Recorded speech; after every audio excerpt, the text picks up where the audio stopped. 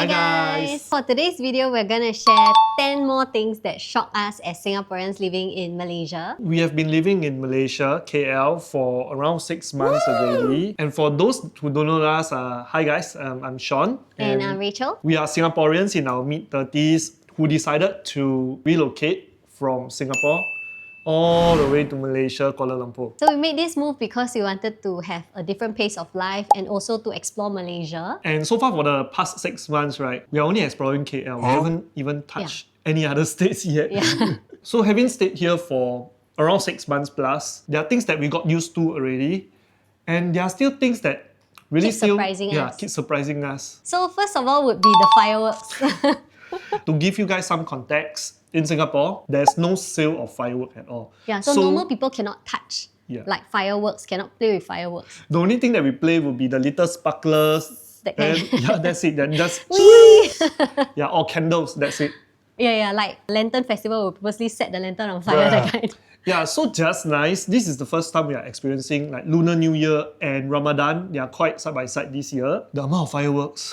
Oh my god, man. Actually, last year when we moved in, it was around August. So I think there was Merdeka, and then also there was Deepavali, and then Christmas, New Year. But those were like one-off days. Yeah. So the firework was, I think, at the Petronas Twin Tower. We could see from a distance. Not super massive in front of us, that kind lah.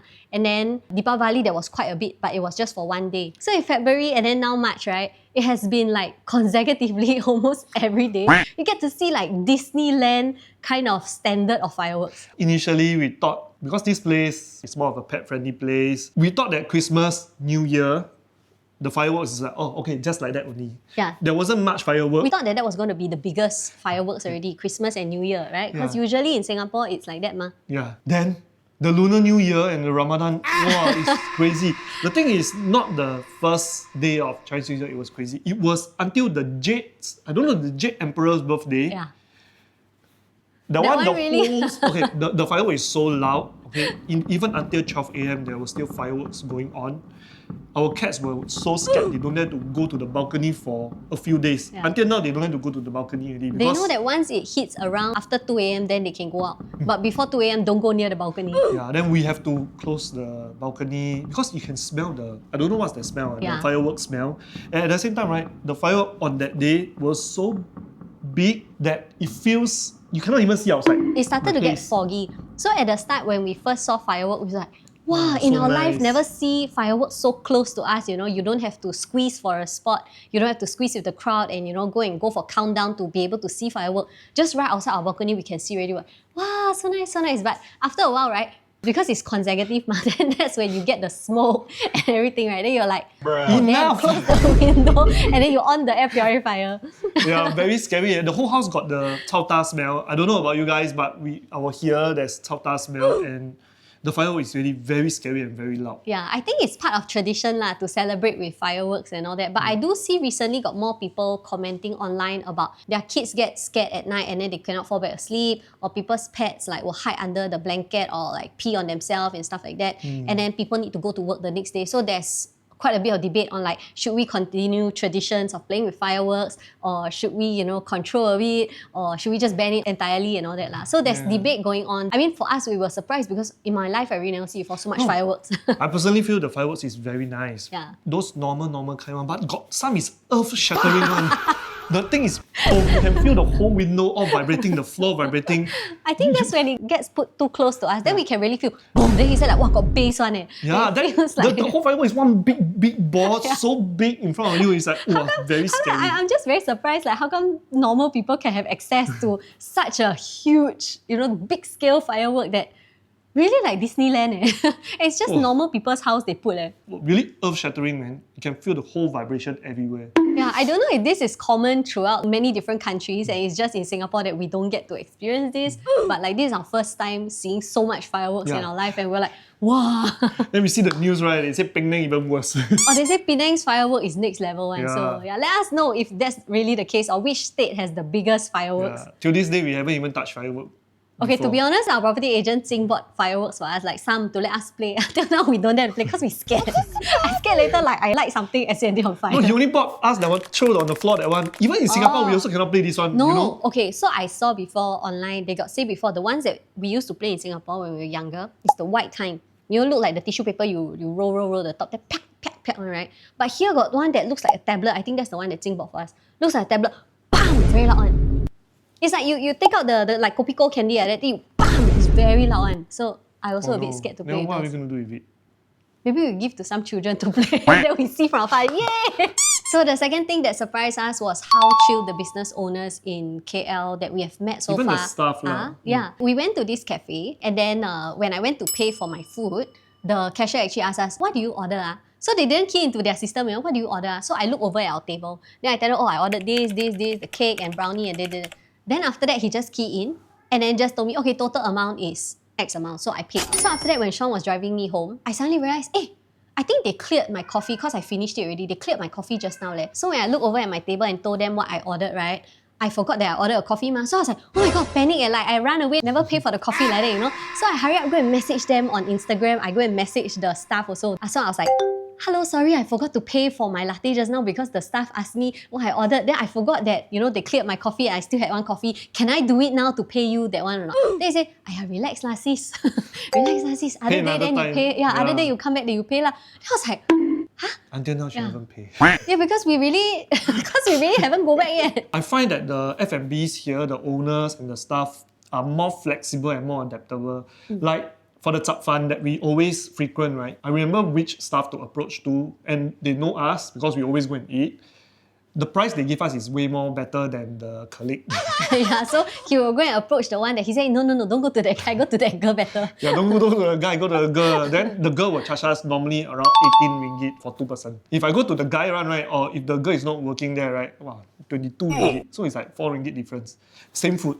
Yeah, actually for the flexibility part, because we eat mainly vegetarian, vegan food, right? When we go to, you know, normal F&Bs like cafes, restaurants, or even the coffee shop where they call it 大排档, right? A lot of small shop, right? Normally they don't have a lot of vegetarian options. Sometimes I'll just say, can I just don't want the chicken and all that? Then the auntie very nice one, she'll say, oh, don't want chicken then I add more mushroom for you lor. Yeah. So she will just auto like, that time they either give us discount, say, oh, because don't want chicken, so I give you 5 RM discount. Cheaper, yeah. Otherwise it's, okay, I replace with more mushroom and vegetables for you. So flexible. So, I find that it's very nice. They never like purposely say, okay lor, then I will charge you same amount, but no chicken for you. That kind. The other thing is hit-in parking. When I drive, I always see all the cars, they can easily like just turn in and hit in.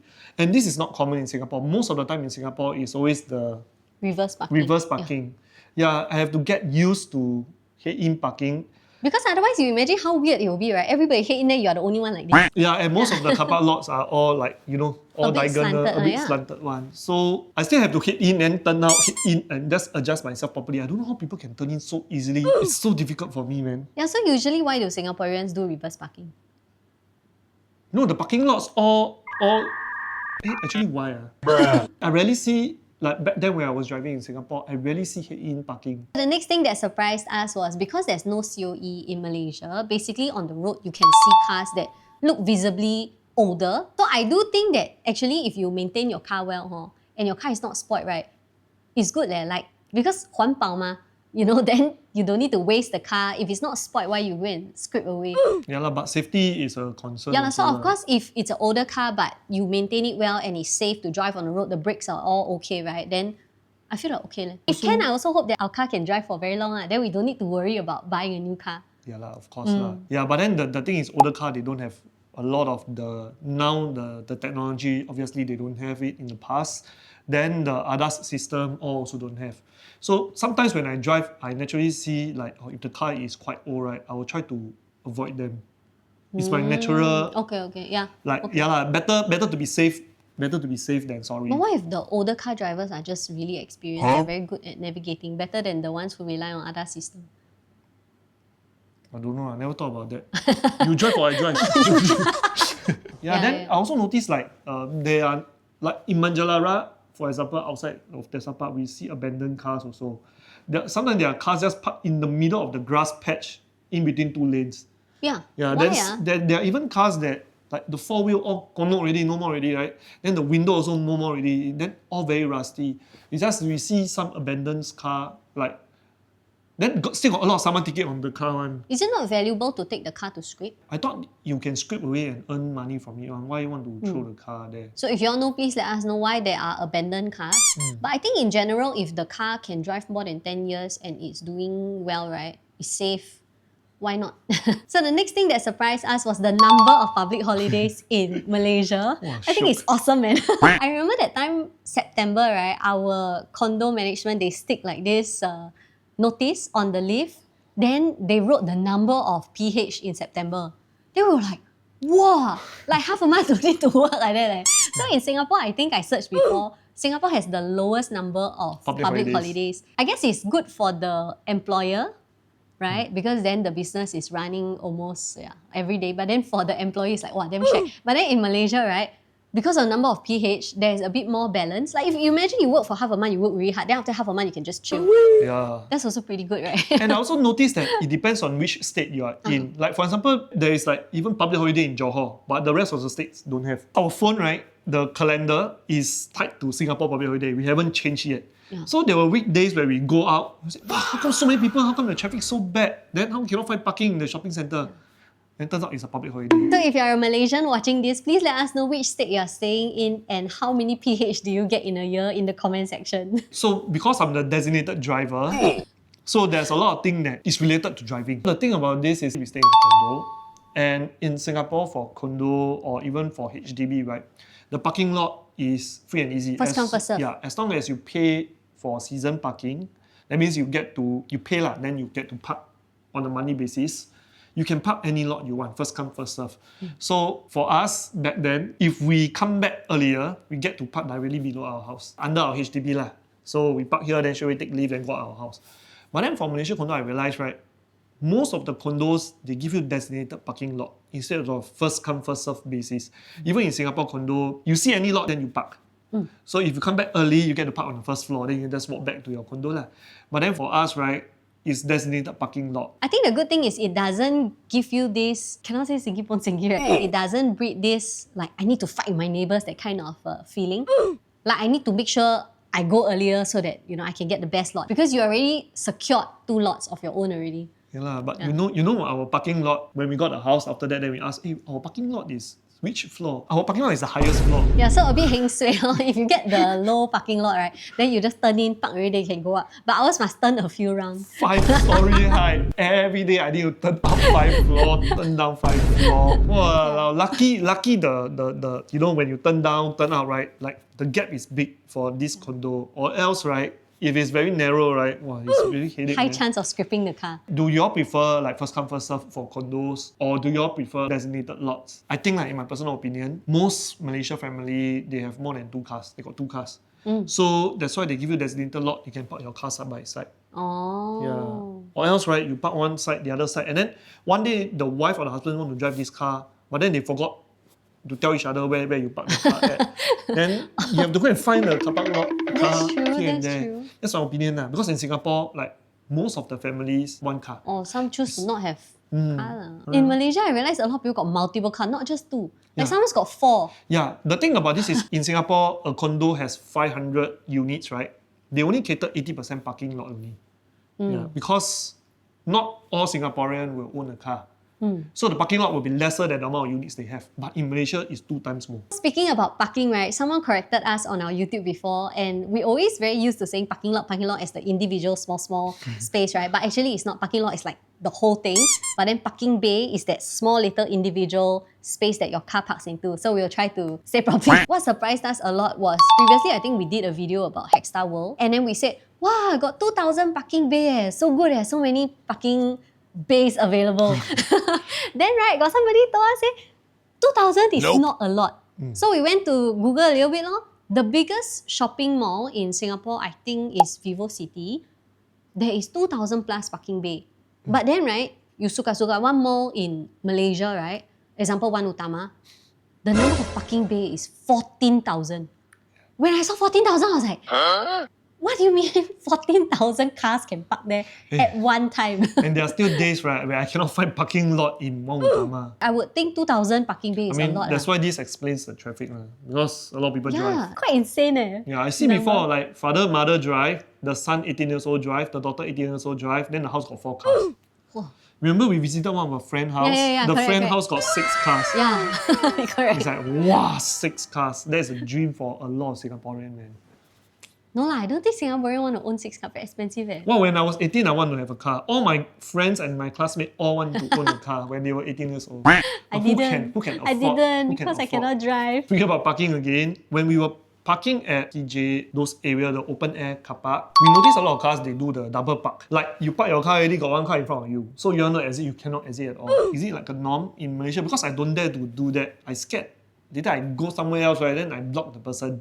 Like even for 5 minutes, I need to go toilet really fast, or I need to like just get food really fast. I have to really wait for a lot. And then it happened to us one time when we were parking at Ampang, and then one of the car double park. Then we cannot go out at all. So what I do, I walk around the car, try to find, like, see got the phone number to call or not. Because I think I go and research, I go and Google search, got car block me, how do I get up?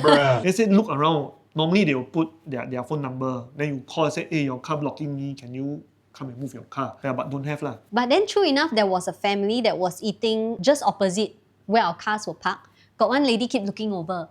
Like that. We noticed one lady keep looking over. Then after that, she was the owner of the car. So she very, very friendly. She had run over, right? Then she was like, hey, sorry, this is my car. So she moved it so that we could come out. Then we said, hey, take the lot. I think mutual understanding law that there is limited parking base. That is why people need to double park because people also want to eat ma. Yeah. So it's very friendly. It's not like write nasty note and put on people's car in front. Your experience like kena blocked by people double park, but you cannot what find do the you owner. usually do if they never leave their contact? I think double park is illegal. You will kena saman, obviously. You're not Really supposed. Of course lah, the parking bay. Then you go and park outside parking bay. Of course you will kena saman. No, but what if it's a big event and then like got a lot of car and everybody just wants to be a part of the event? Then really got no parking bay there, huh?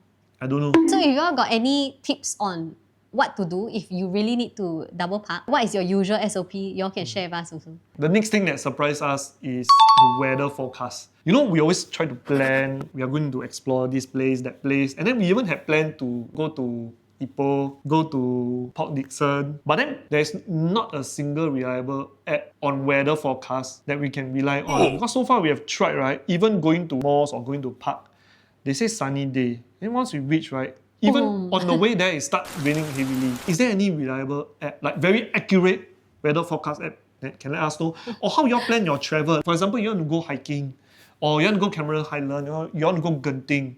On a nice day where it's cold, no rain, how do you plan the day? You don't want to waste a trip, like you go there then, wow, keep raining. Like you go to the beach then, but it keeps raining. Is there any app or any... What the dog doing? to test the thing like that? I don't know. So far we try a lot of app, all the forecasts, right? Not so accurate. Even my Google notification tell me the next 3 days is going to be cooling. I'm like, wow, shook. In the midnight at 2 a.m, it's so hot that we sweat.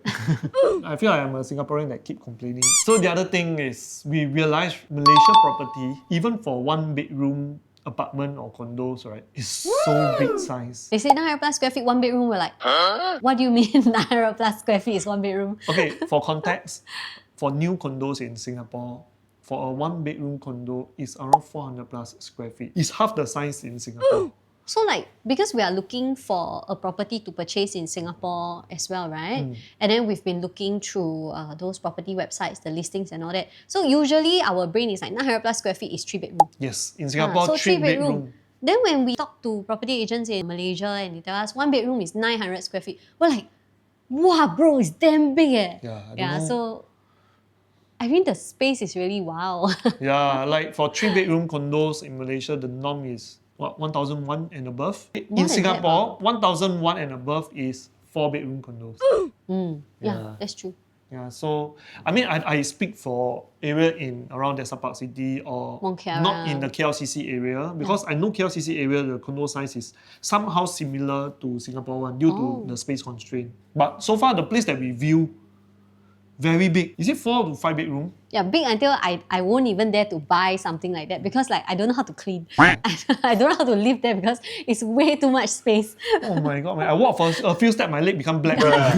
So that's it for today's video. These are the 10 things that surprised us again while we are staying in Malaysia. And we'll continue to take down the things that surprised us because I think it's quite interesting as we stay here for a longer period of time. So far, we enjoy staying here. We appreciate the space and the views that we have. And then especially the food as well. I mean, the food is And really the very people are really addictive. nice also. And if this is the first time you're seeing our video, our channel, we will share more about exploring Malaysia and then also our thoughts on relocating here as Singaporeans moving to Malaysia. And as always, thank you guys for watching and don't forget to like and subscribe to our channel and we'll see you guys next time. Bye!